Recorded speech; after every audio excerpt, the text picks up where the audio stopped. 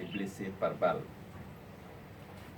L'impunité garantie aux forces de défense et de sécurité lorsqu'elles font usage de leurs armes à feu contre les manifestants ou lorsqu'elles vandalisent les maisons des citoyens, les boutiques et magasins des opérateurs économiques supposés être des soutiens à l'opposition. L'encouragement par la corruption ou la promotion administrative des agents des forces de l'ordre qui font preuve de zèle dans les exactions dans les fiefs de l'opposition. Les arrestations massives, les séquestrations, y compris dans les camps militaires, et les condamnations arbitraires de nos cadres et militants. Le harcèlement judiciaire et l'instrumentation à outrance de la justice par le pouvoir a l'effet d'intimider et de museler l'opposition.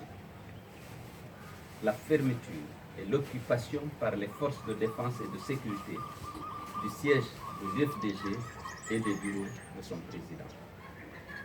Malgré toutes ces contraintes, il est hors de question pour l'UFDG et l'ANAD de renoncer à la lutte pour le triomphe de la vérité des urnes et la reconnaissance de notre victoire. L'UFDG et l'ANAD invitent par conséquent tous les Guinéens épris de justice et de démocratie, gage de la paix et de la stabilité, à rester mobilisés pour continuer le combat pour le triomphe de la vérité des urnes et des règles et principes de l'état de droit.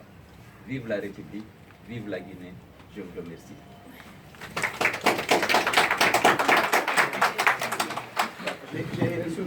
J'ai une question.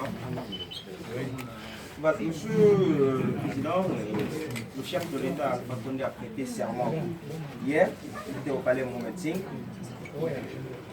Pour certains, le combat de l'UFDG et de la NAS, notamment également du FNDC, ne va plus produire grand effet, puisque les manifestations ne produisent plus des effets escomptés. Quelle sera aujourd'hui la prochaine stratégie exactement de l'UFDG pour rétablir ce que vous dites, la vérité des autres?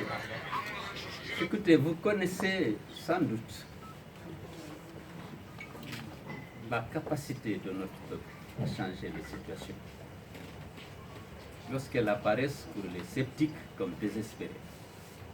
Notre peuple s'est mobilisé pour voter et m'a accordé les suffrages de la majorité de nos compatriotes qui ont le droit de vote. Ces électeurs, les Guinéens épris de justice et de démocratie, ne manqueront pas de se mobiliser et de trouver les moyens pour défendre la démocratie dans notre pays. Pour défendre la démocratie, pour défendre l'état de droit. Donc, l'UFDG et l'ANAD trouveront les moyens d'imposer le respect des règles et des principes de la démocratie et de l'état de droit dans notre pays. Ce n'est pas à l'UFDG et à l'ANAD seulement. C'est à tout le peuple de Guinée qui souhaite que notre pays vive dans une société juste, dans une société régie par les règles de l'état de droit et de la démocratie. C'est notre combat à tous et il sera mené jusqu'au bout. Je suis convaincu de cela. Monsieur le Président, s'il vous plaît. Deux questions maintenant. Monsieur le Président, que dites-vous de la présence de la CEDEAO, de l'Union africaine et des Nations Unies à cette investiture? Est-ce que vous ne pensez pas qu'ils ont déjà validé cette élection du président? Vous savez, depuis que nous menions la lutte au sein du FNDC contre le troisième mandat, depuis que nous sommes engagés à battre Alpha dans les urnes, nous savions que les Guinéens ne doivent pas compter sur la communauté internationale. On doit compter sur notre propre force pour imposer la démocratie aux forces rétrogrades. Et donc la présence des questions de courtoisie diplomatique, des questions de relations d'État à État, ne nous ébranle pas. Dès lors que les institutions infodées à Alpha Condé ont proclamé des résultats qui sont loin de refléter la réalité, parce que comme vous le savez, la Cour constitutionnelle n'a même pas cru devoir ouvrir les cartons et examiner les pièces à conviction qu'on lui a données. parce qu'elle avait déjà reçu l'ordre de déclarer Alpha Condé vainqueur. Et vous le savez, c'est un processus long. Il y avait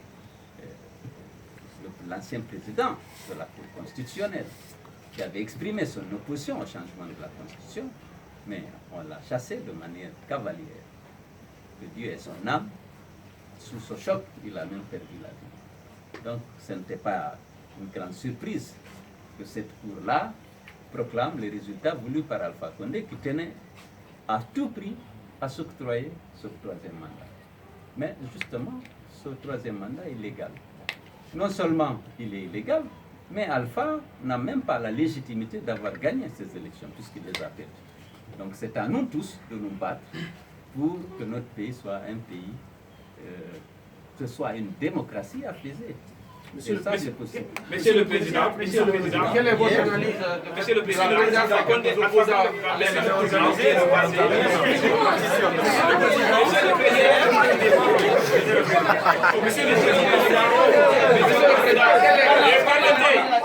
permettez, sinon on arrête la conférence là. Monsieur le Président, attendez, c'est Konaté qui donne la parole. s'il te plaît, permettez, sinon on arrête la conférence là. Monsieur le Président, hier on a vu la participation de quelques opposants à l'investiture du président Alpha Condé. Quelle est votre analyse? Vous savez que le nomadisme en politique existe. On n'a pas l'unanimité dont les gens changent de position. Il y en a qui ont combattu le troisième mandat avec beaucoup de force, beaucoup de